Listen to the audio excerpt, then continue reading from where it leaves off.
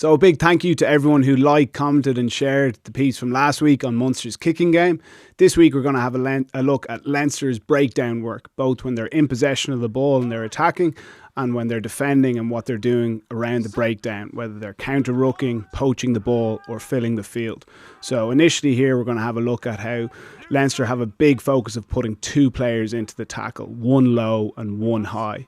And then how quite often they actually decide to counter-ruck as opposed to going for a poach opportunity. So here we have Deany and Deegan in the defensive line.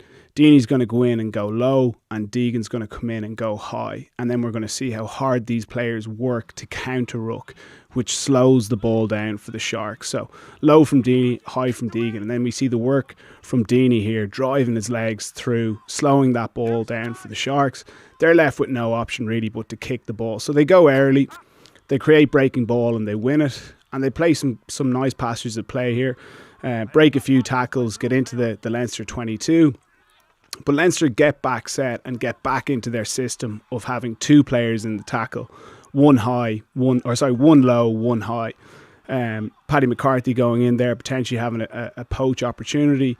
Again, two players in, holding the Sharks player up, trying to slow the ball down. Here we've Josh van der Flier going low. Paddy McCarthy then has the decision. Does he want to go high and drive the player back, or does he want to go for the poach? He decides on the latter, goes to the poach, and he's well cleared out by the Sharks player. Same again here, it's Baird and Soroka.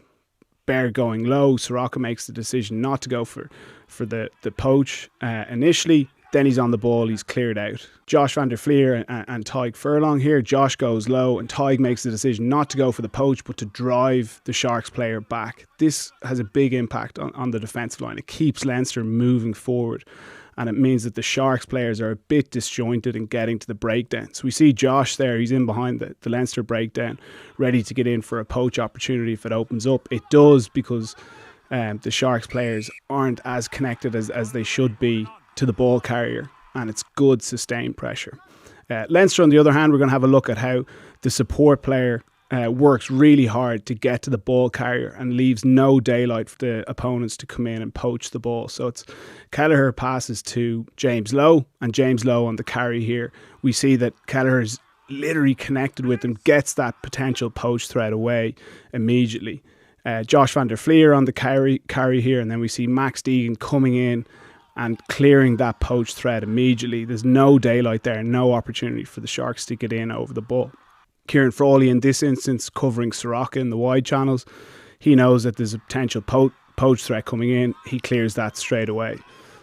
Now we see the impact when you don't have as good a carry. So Paddy McCarthy's driven back here, slows the ball down a fraction, and then Deany carries the ball. Josh is in really quickly. But the Sharks recognise that they're not getting an opportunity to get daylight. So they go to a counter-rucking strategy, which is actually really effective here, driving Josh back onto Fintan Gunn, and that dislodges the ball. But it's a real strength of Leinster's game, how little opportunity it gives the opposition. Here we're going to see how efficient Leinster are. So as we've looked at already, they put two in the tackle a lot of the time. But sometimes they leave the breakdown and they just fill the field, and it means there's very little space for the opposition to attack. So we see Josh and Harry Byrne in the initial tackle, but Harry's back into the defensive line. It's just Josh who's left in the ruck. Again, here we have two players in the tackle. It's a good carry from the Sharks, but Ryan Baird gets in and competes with the counter ruck, potentially going for a threat. That slows the ball down by a second or two, gives Leinster the time to get set, get off the line, make another tackle. Hugh Cooney in this instance, he's straight back on his feet. There's no Leinster players on the ground. And it's tough attacking against this. And you can see that the Sharks are beginning to get frustrated. They go to a pick and go. They make a couple of yards, and then they move the point of contact, trying to find space. Again, trying to keep the ball alive, but it's very difficult because there's so many Leinster bodies in and around the ball.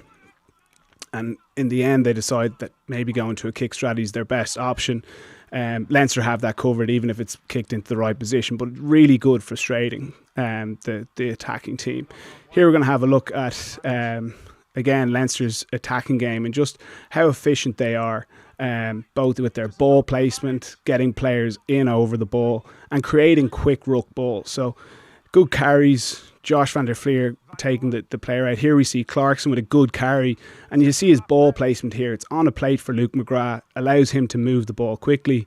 Osborne gets well defended by the Sharks. But again, the ball is placed well. Allows Luke McGrath to attack on the front foot. Takes a step or two. Getting his forwards onto the front foot again. And then here we have the Sharks go for a poach, but they're consistently putting 2-3 players into the breakdown, shortening their defensive line. Harry Byrne spots this and then moves the ball to the space, gets it out to Max Deegan. Really good carry from him. And again, it's quick ruck ball. This allows Leinster to play on the front foot. Tiny bit disjointed there, but it's a good carry. Harry Byrne assessing his options. The Sharks are trying to get reset again. They don't know where the Leinster players are coming from. Really nice move, integrating backs and forwards. And then there was a great opportunity to run that ball. Harry decides to go for the kick, but on another day, you can pass that to space and score. So looking forward to the Leinster-Munster game. Everyone's obviously talking about the 2 out halves, but I think the game is going to be won and lost at the breakdown.